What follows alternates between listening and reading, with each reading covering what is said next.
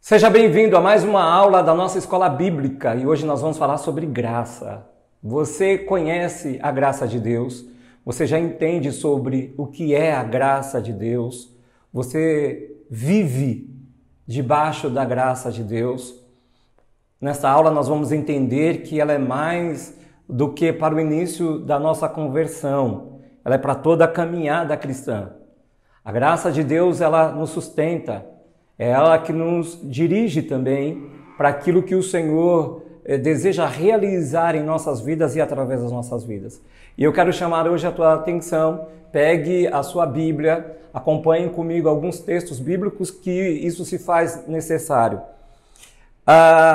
Hoje vamos entender que não só precisamos da graça de Deus para a salvação, mas para toda a nossa caminhada cristã.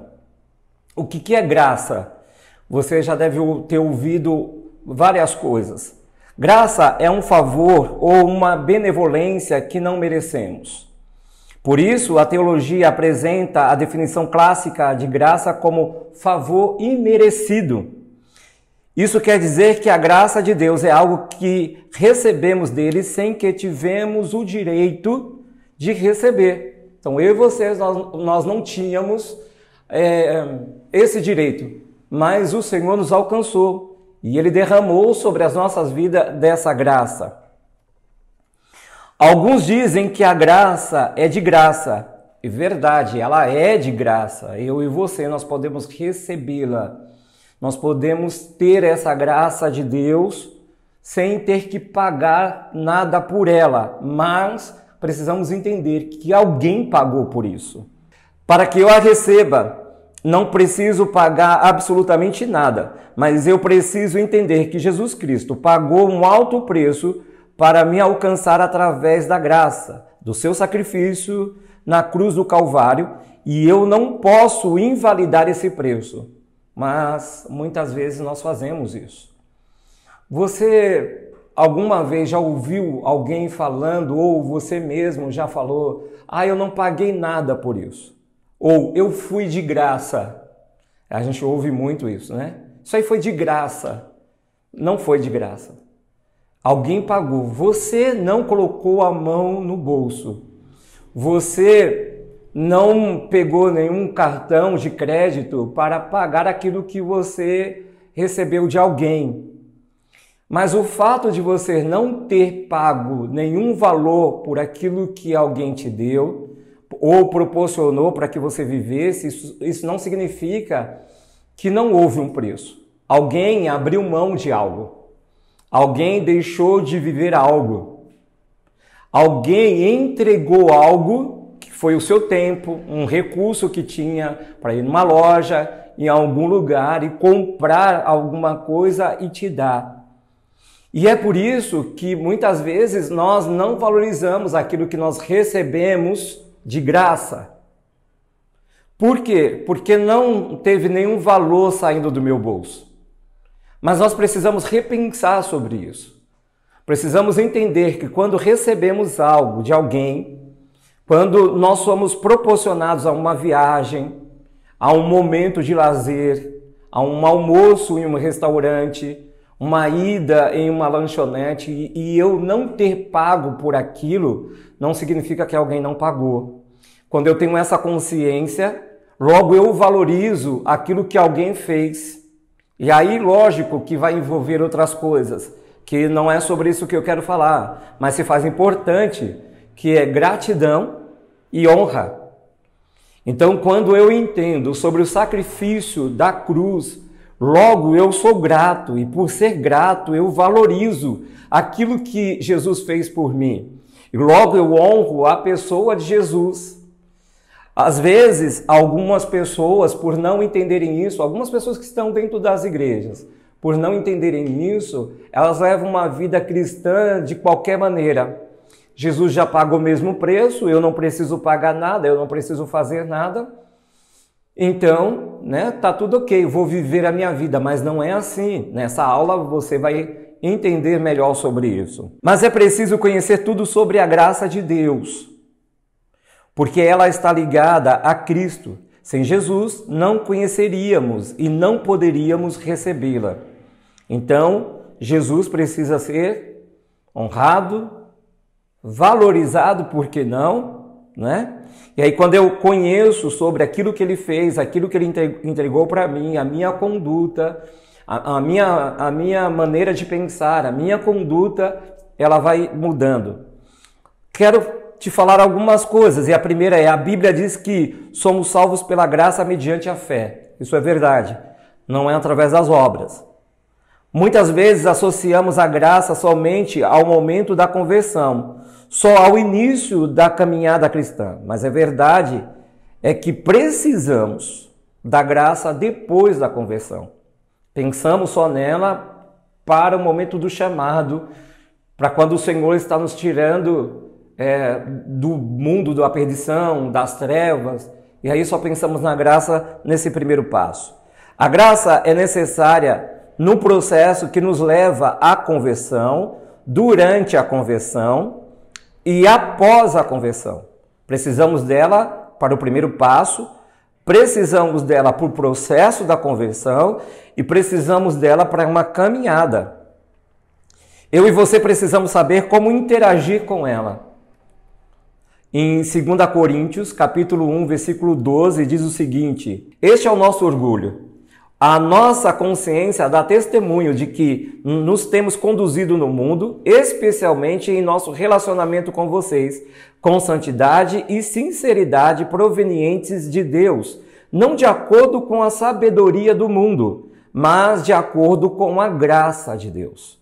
Neste versículo, Paulo, ele não fala apenas se converter da graça pela graça, mas ele diz o seguinte: na graça de Deus, na graça divina, temos vivido no mundo. Então, esse versículo já começa a nos mostrar que para vivermos nesse mundo caído, pecaminoso, de trevas, que cada vez tem que se afastar de Deus, precisamos da graça sobre as nossas vidas. Quando Paulo usa a expressão como santidade, ele está falando da vida após a conversão.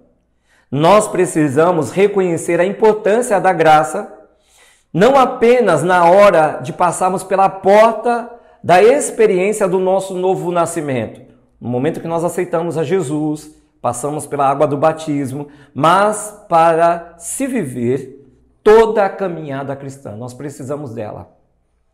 Precisamos reconhecer a importância da graça na vida do crente.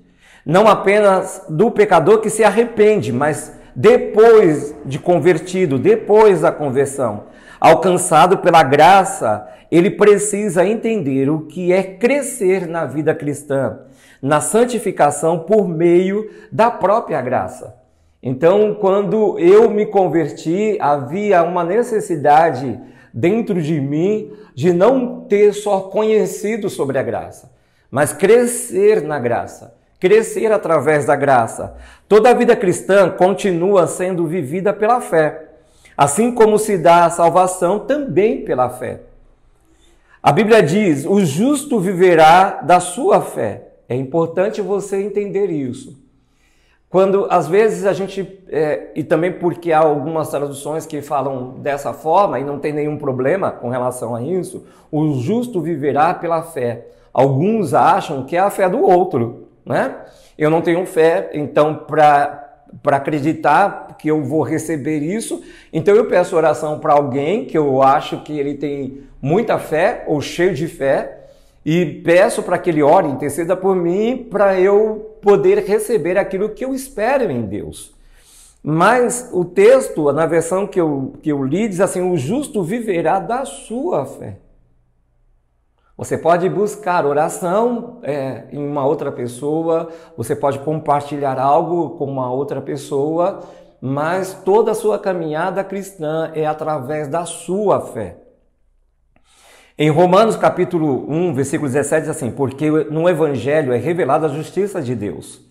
Uma justiça que do princípio ao fim é pela fé. Como está escrito: o justo viverá pela fé ou pela sua fé. Precisamos compreender que a justiça de Deus se revela no Evangelho de fé em fé, como diz Romanos 1,17. Então não podemos deduzir que precisamos de fé para a conversão e não é necessário para o resto. Porque a conversão também é pela fé. Mas, de alguma forma, passamos a acreditar que precisamos de graça para sermos alcançados, mas não necessitamos da graça depois para uma caminhada cristã.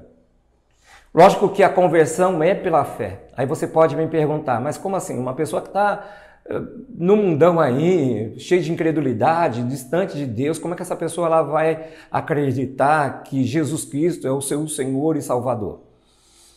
É verdade que todas as pessoas elas acreditam que existe algum Deus, mas às vezes o que elas pensam é que não precisam aceitar a Jesus como seu único e suficiente Salvador para ter uma vida eterna com Cristo.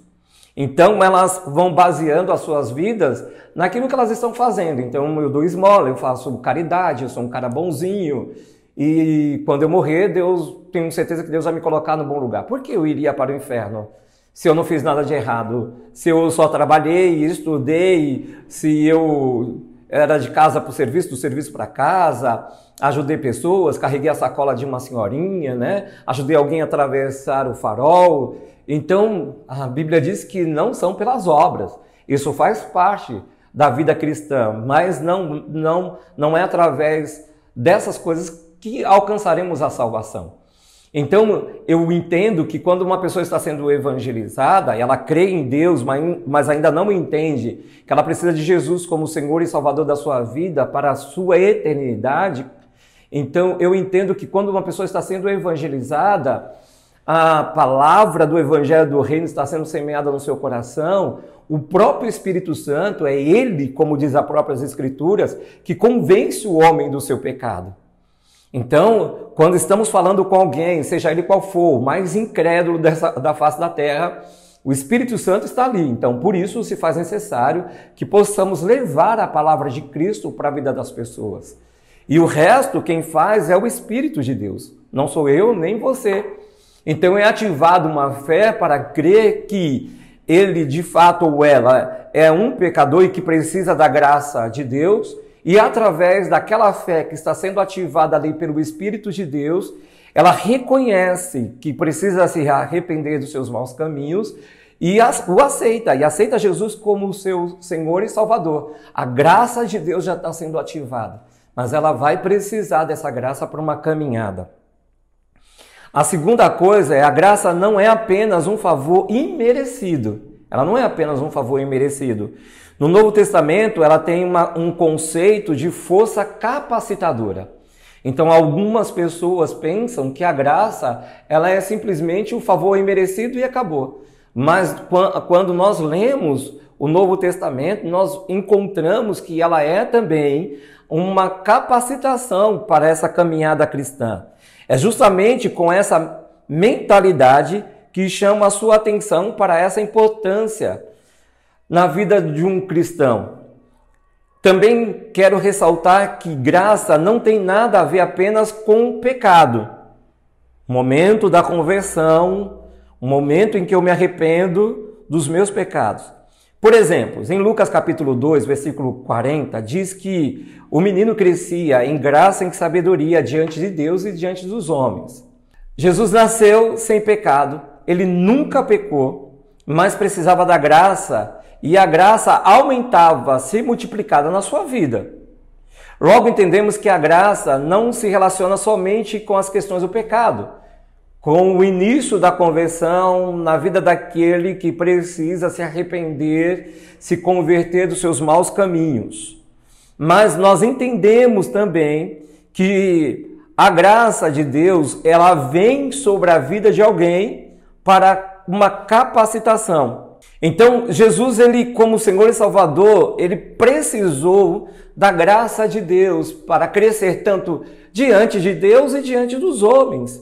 Graça sobre a vida dele. Então, se faz necessário que eu e você possamos não só entender isso, mas vivemos isso. Cheio de sabedoria, crescendo diante de Deus, porque esse é o caminho, e diante dos homens. A terceira coisa importante é que Paulo fala a respeito de dons, fala a respeito de ministério, ele relaciona essas coisas literalmente com uma graça. Então nós vemos Paulo falando sobre dom, sobre ministério, falando com a igreja, com os irmãos, com a comunidade cristã sobre essas coisas, mas também linkando tudo isso na graça de Deus.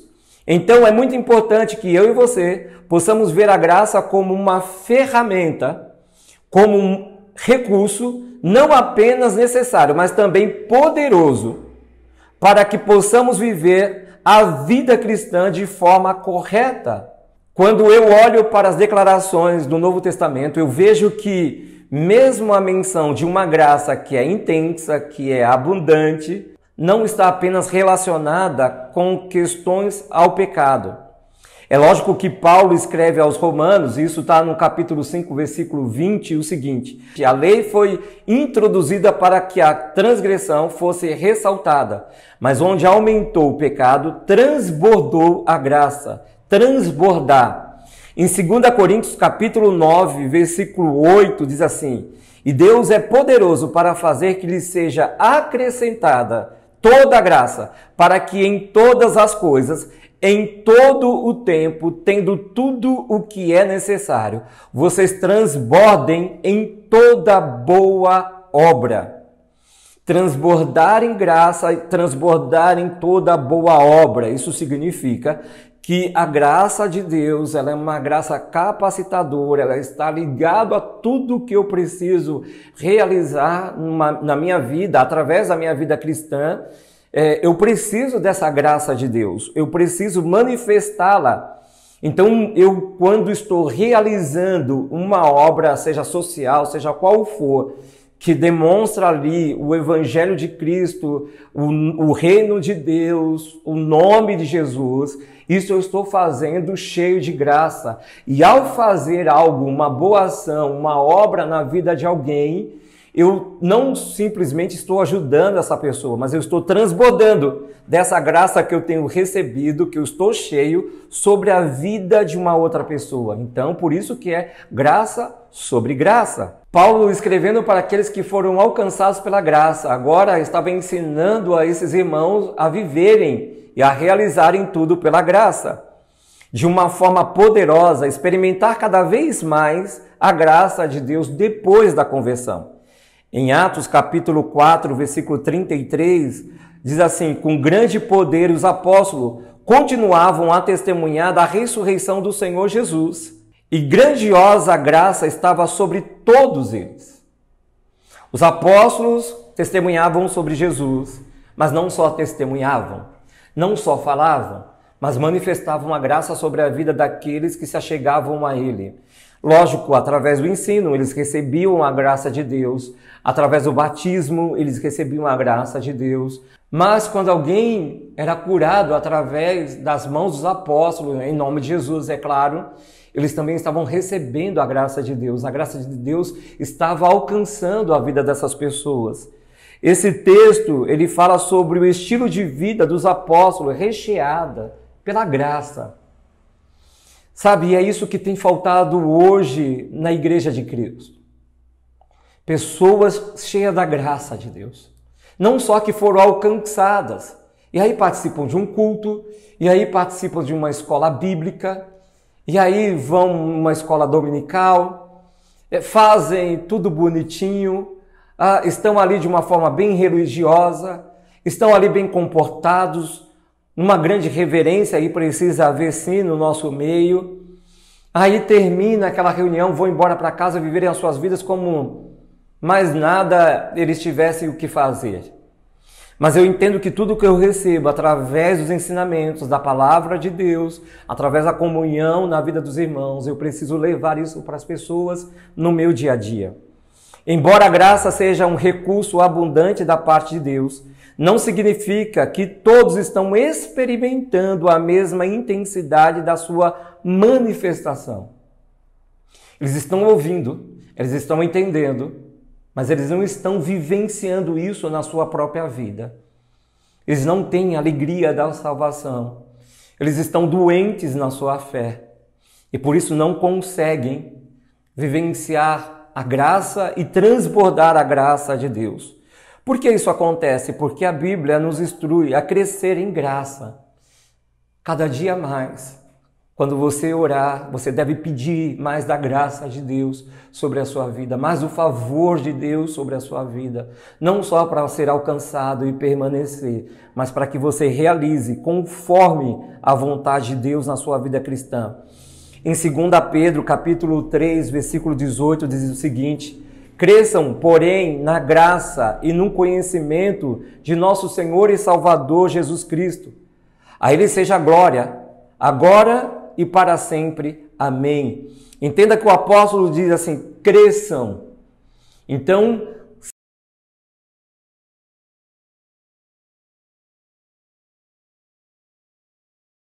Deus, isso significa que ela não é só para o momento da nossa conversão. Ela não só nos alcançou,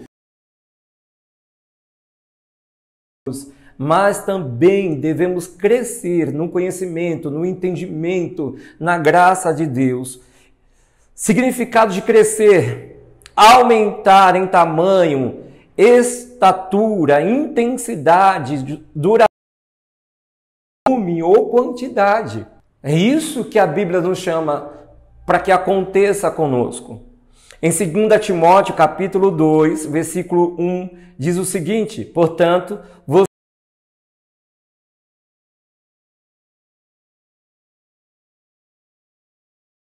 uma instrução a ele, para que ele se fortifique na graça de Deus. O significado da palavra fortifique: avigore, fortaleça, revigore, robore, robusteça, tonifique. Fortifica-te na graça de Deus. Você precisa buscar isso através da leitura bíblica, através do jejum.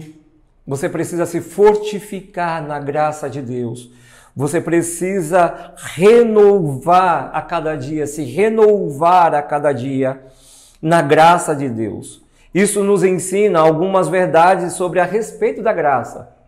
Isso que eu acabei de ler, que é mais intenso, muito mais amplo com relação a isso do que simplesmente ser chamado pela graça de Deus. Em quarto lugar, a graça não apenas age, ela interage, ela reage. Isso precisa ficar no seu espírito. A graça não apenas age para a salvação, mas ela interage, ela age. Eu gosto sempre de afirmar que a graça, ela não apenas age como eu acabei de falar, mas ela interage com o cristão, ela reage quando nós a buscamos. Alguns pregam que a graça é simplesmente irresistível. Existem afirmações a respeito da graça de Deus que nos leva em uma direção completamente diferente. No livro de Atos, vemos que os novos convertidos eram exortados a perseverarem na graça de Deus. Perseverem na graça de Deus.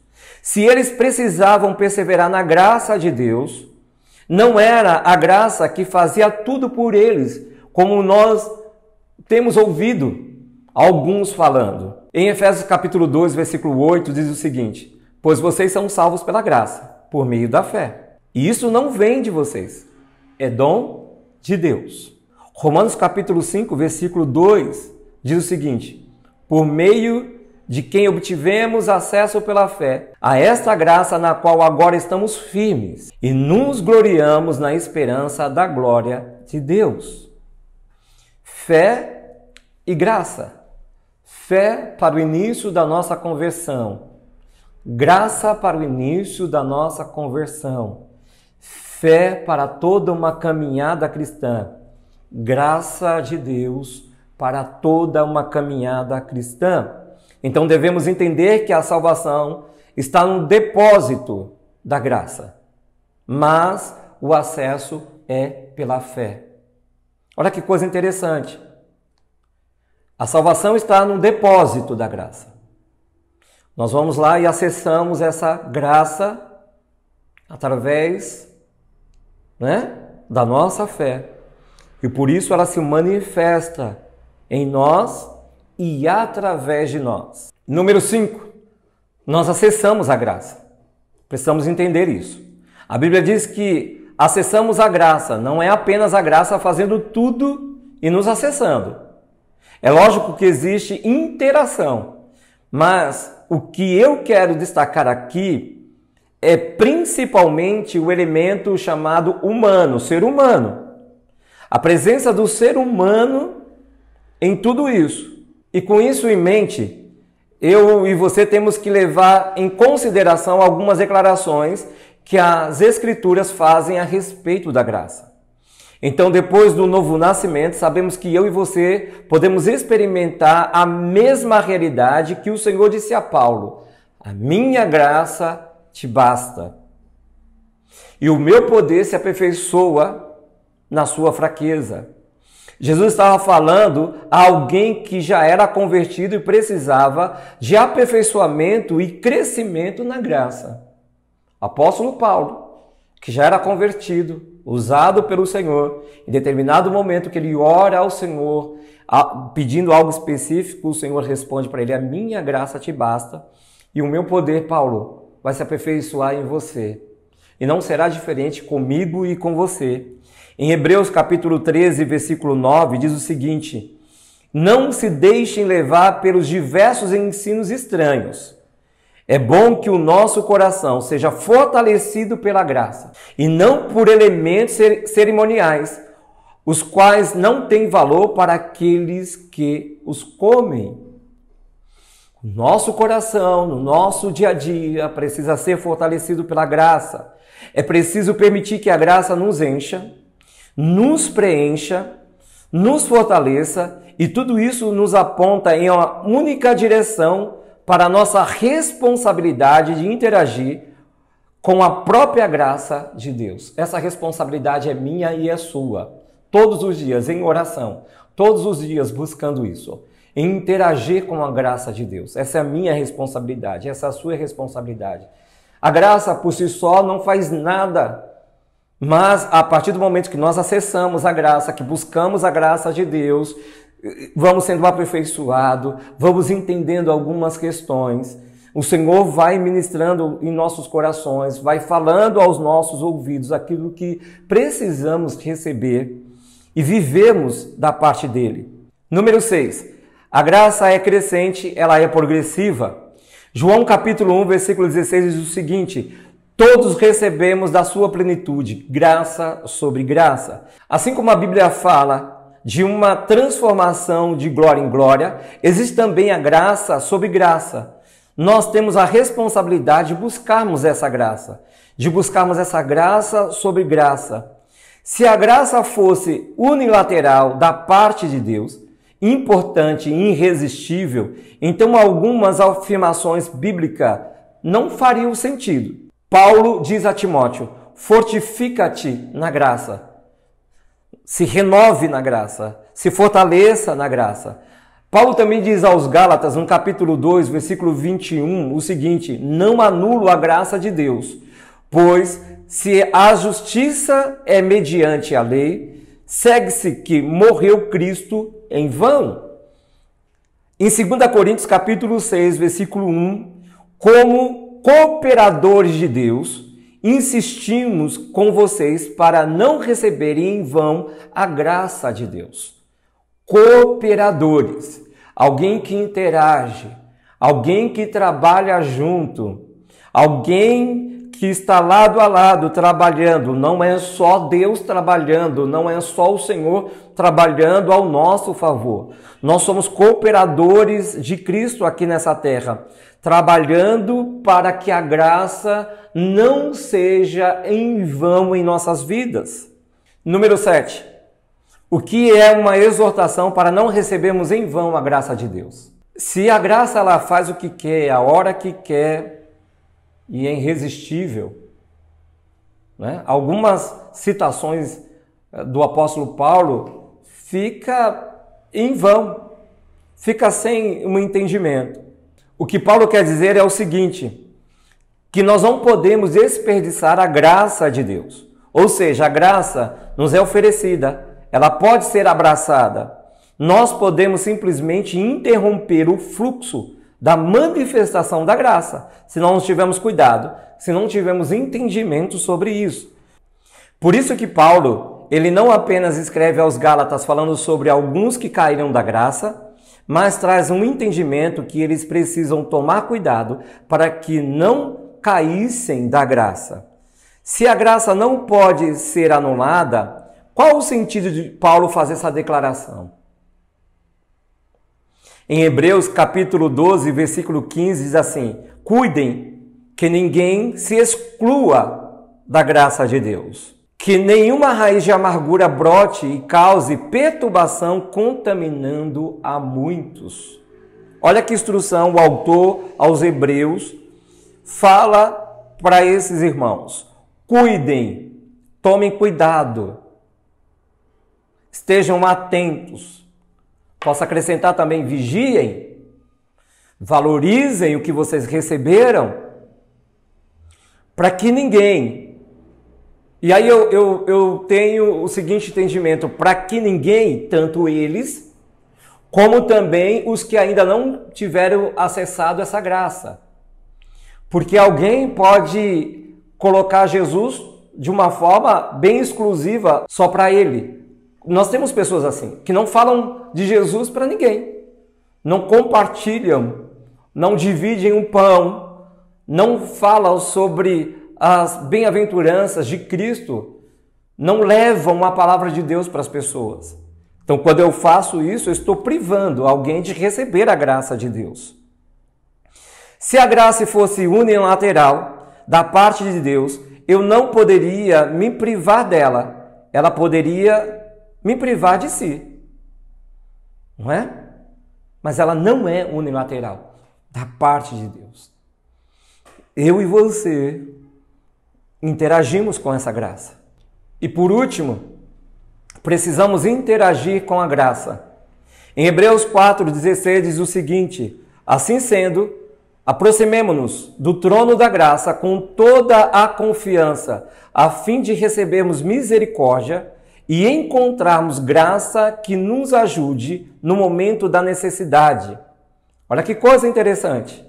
Eu e você precisamos nos aproximar do trono da graça, acessarmos essa graça, encontrarmos essa graça, que ela nos ajudará no momento da necessidade.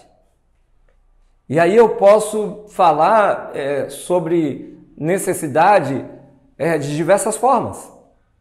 Numa hora de privação, numa hora de luta, numa hora de uma situação complicada na minha vida. Esse versículo que eu acabei de ler, ele aponta para algumas coisas acerca da graça. Um chamado a essa interação. Nós temos a responsabilidade de nos aproximar cada vez mais da graça de Deus. Nós precisamos interagir com a graça de Deus todos os dias. A graça se manifestou de forma gloriosa quando nos fez passar pela porta por meio da experiência da regeneração. Mas eu e você podemos viver a plenitude de Deus com a graça sobre graça. Podemos crescer e nos fortalecer nela, mas não podemos esperar que ela faça tudo por nós. É sobre isso. Graça no primeiro momento que nós nos convertemos. Graça para caminharmos nessa conversão.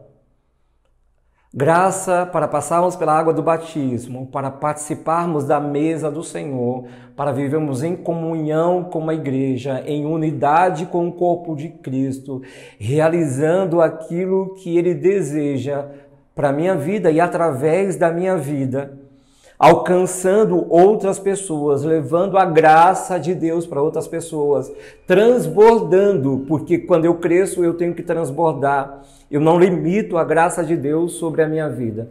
Então, na aula de hoje, você entendeu que precisamos da graça do início ao fim dessa jornada cristã, até um dia estarmos diante do Senhor na eternidade. Eu te espero na próxima aula, que o Senhor continue te abençoando.